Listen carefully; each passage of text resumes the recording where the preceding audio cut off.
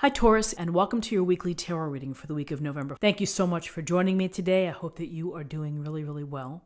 This reading is for any sun, moon, or rising Taurus sign. We will take a look at the cards. We'll get a sense of the awareness for the week, guidance, and possible outcomes. I will also choose a couple of oracle cards for additional information. So let's just go ahead and get started with your reading. Okay, so the first two cards we have for the awareness. We have the Two of Pentacles and we have Temperance, the major arcana. So both of these cards are calling for balance this week. With the Two of Pentacles, we see the man here juggling and trying not to drop those coins. And, that's a part of our daily routine every day of having to juggle commitments, obligations, bills, meetings, you name it. We have a lot on our plates. And so it's a challenge to do so. You have to be really a skillful dancer, or you might have to do a few hops here and there to be able to find balance within your life. And often, we can think about when we're looking at Pentacles, we're thinking about the financial or the resource part of our lives, of trying to make decisions maybe to pull back on some expenses or to find ways to create some extra income. So here's this balance with respect to activities, actions, resources, and then here's balance with respect to the overall picture. We see the angel here pouring the water without spilling the water. We see the toe dipped into the pond and also on land. This is telling you to find the right balance and harmony between the physical self and the spiritual self, and to pay attention to those aspects of your life. And so temperance is about finding the moderate path of doing things in moderation, not overdoing it, not allowing yourself to get into an extreme scenario or situation that's going to be exhausting, that's going to set you back.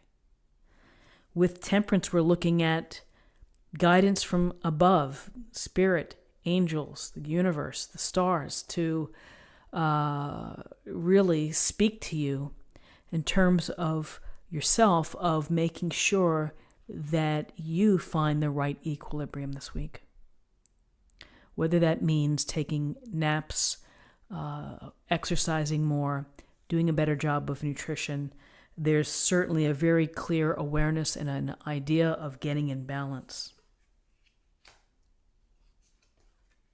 Oh my goodness. So look at this. We have the Three of Wands and we have the Two of Wands. The Two of Wands is looking at the Three of Wands direction. So these two cards are the visionary and the big picture. It is the initial stages for you. You have been thinking about, what do you want to do next? Maybe these ideas have been running through your mind and you're really trying to figure out how can you make it into a reality. When we're looking at the Two and the Three of Wands, Wands, we're talking about fire, and we're talking about how to make our lives feel more purposeful, to do things that make us want to work in a certain profession, to travel, whatever it may be.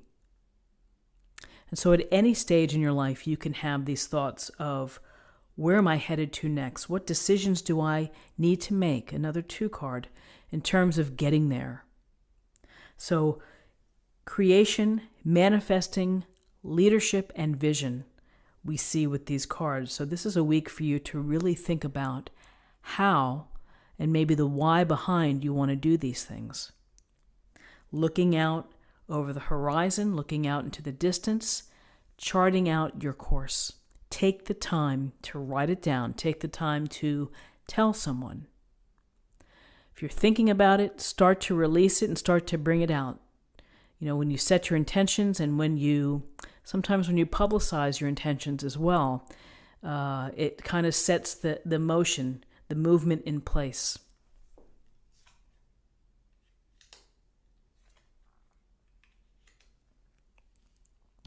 Okay, so in terms of possible outcomes, we have the Five of Wands and we have the Moon, major arcana. So the Five of Wands goes to conflict, it can go to arguments, it can go to competition, people battling their egos to gain a sense of a position higher, perhaps. This is discord. These are people not working together. So this week there may be a situation where you feel that you're really struggling to be able to be cohesive within a group. You may be at odds with others on their viewpoints, discussions that may result of that. These are daily annoyances. These things we have to deal with. So how do you get past this? You have to have honest conversations. You have to maybe let your ego leave a bit, feel less determined to have it your way. There's maybe too many people trying to be a leader here and not enough people following. So conflict, arguments, inability to work together. Be mindful of these things as you are going through the week. Don't let this type of conflict or disharmony, influence or interrupt your search for balance and to create balance within your life. And then we have the Moon. And the Moon here, we see the moon, we see the wolf and the dog baying at the moon. And with the Moon, we get a sense of, we can have a sense of being uncertain, of not being clear of the way.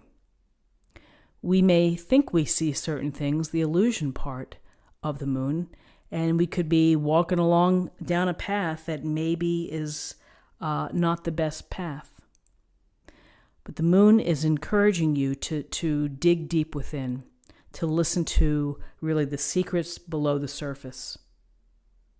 And it's to examine your fears. You may be having fears about your thoughts here for manifesting, just fear of success, fear of the commitment, fear of change. And so don't let your fears steal your opportunity. Find a way and do it intuitively. Do it through rest. Listen to your intuition as you make decisions about what your vision is and what your path is and what you want to do. So very interesting cards for the week. Let's choose an oracle card that will be an affirmation for the week.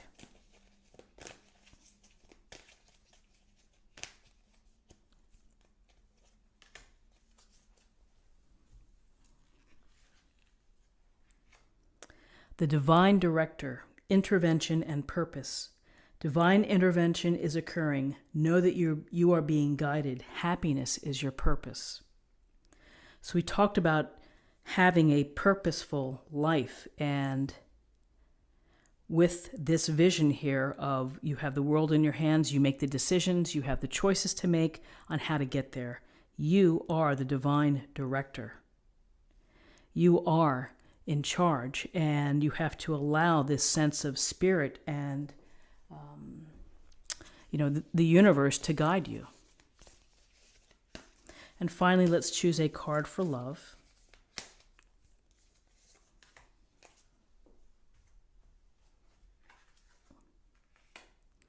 Be authentic to who you are. You are asked to be real and true pertaining to who you are and how you feel.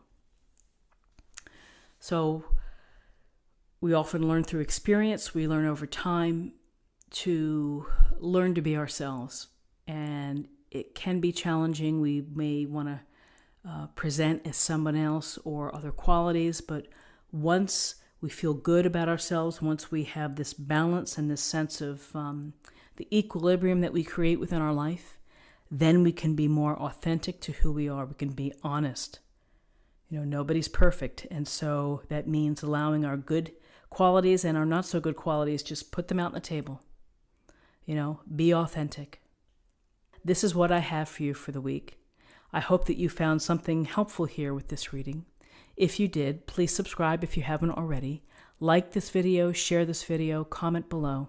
I hope you have a great week. I thank you for your time, and I'll see you next week. Take care.